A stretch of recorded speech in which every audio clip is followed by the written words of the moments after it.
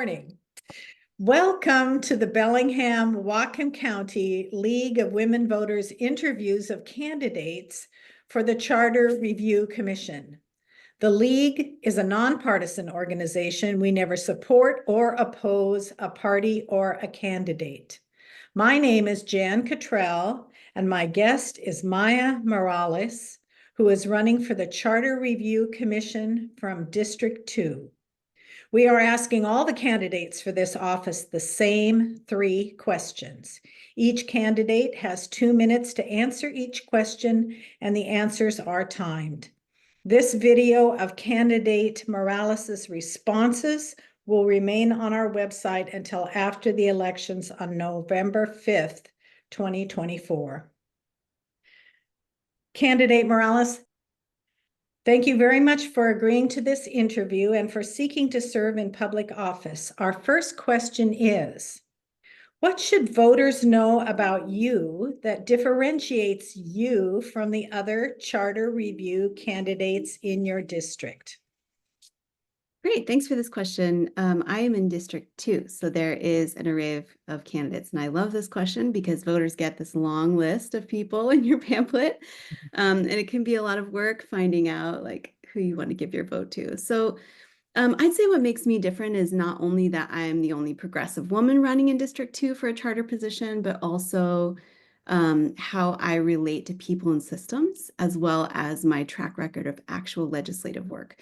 So I believe I'm the only charter candidate in our entire county, and certainly in my district, who gave input to our Washington legislators and attorney general staffers on the literal text and bill definitions as we work to pass the My Health, My Data Act in 2023, which was the first of its kind health data privacy law in the nation. And that was an exciting thing to be part of, and certainly sets me apart as a candidate. I don't think we have many candidates who've actually done anything to protect reproductive care and healthcare. So also as a legislative advocate, I regularly have my eyes and ears in law and policy. So I'm accustomed to looking at levels of laws and taking into account the ways in which our laws intersect from federal, state to the local level. I'm also an educator. I've been a university lecturer. I'm an artist, which means I know how to make things out of nothing and how to think creatively and innovate. And when I apply that to legislative and policy solutions, it can be really exciting. And I think we end up with law and policy that works for everyone. So I would say that's some of the ways that I'm sort of set apart or different than other candidates in this race. Thanks for the question.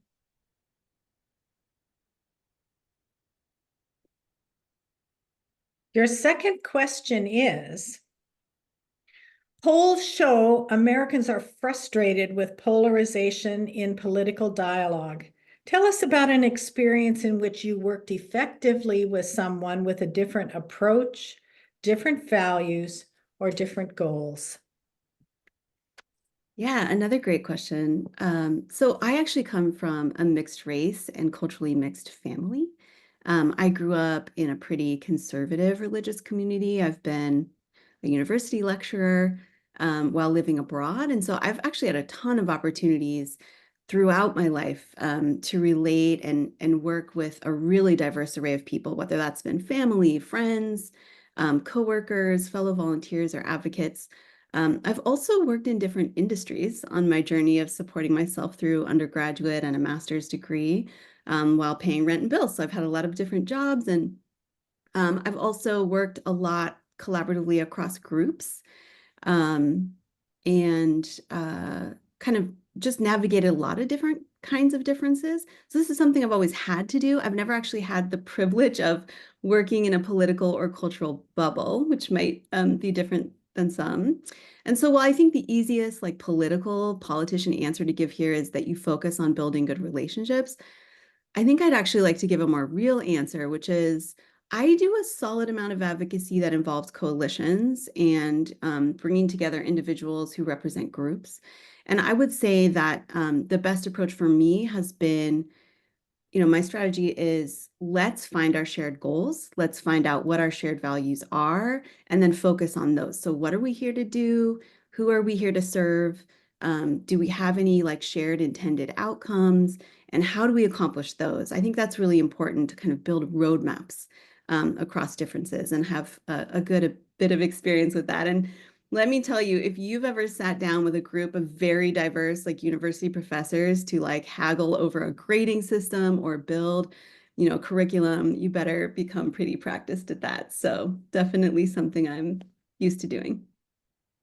Thank you. And your third and final question is, what issues would you focus on during the charter review process if elected? Oh, this is the most fun question. So one of the things I think is really interesting about, Sorry. is our timer going? Okay, I think we had some like Star Wars music there. Yeah, so the question is, what would I focus on in terms of this charter and what are the issues that I'd focus on? Actually, the Charter Commission is not necessarily about issues and particular policy. It's really more about setting structural foundations in our governance. And so it's a place where we can have discussions about how we do elections, the way that our voting systems work and our districting works. It's also a place where we can set some foundations in terms of rights and liberties. So I'm very interested, and I know many other candidates are, in exploring ranked choice voting for our county and looking at what we can do to put that in place at the county level. Ranked choice voting is a system where you vote with one vote, but you actually get to rank your choices of candidates with that vote. And what it means is that you don't actually have a polarizing situation anymore in terms of voting where maybe a family member is accusing you of throwing away your vote because you want to vote for someone who's unlikely to win. What you actually get to do there is you get to vote for your favorite and then put your second choice in. And so nobody throws away a vote. Everybody gets to vote for who they actually really want. And it gives us a lot of different kind of ways to diffuse our sort of two-party, very polarized system. So I'm very interested in that. As someone who's always done really in my lifetime a lot of rights advocacy, I'm very interested in looking at ways in which we can both protect and advance our rights through our charter. I'm also interested in, new auditing measures, increasing fairness and transparency in our governance and efficiency, and ensuring that we have an inclusive government that works for all of us. I think there's a lot of ways that we can do that with our charter. And much of it starts with building those relationships with other commissioners and making sure we're on the same page there. Thank you. More Star Wars music. So in conclusion, once again, thank you for giving the public this insight into your views and values. And for our viewers, please don't forget to vote by November 5th. Ballots sent by mail must be postmarked by that date. Ballots placed in drop boxes must be submitted by 8 p.m. that day. For more information, please see votewa.gov. Thank you.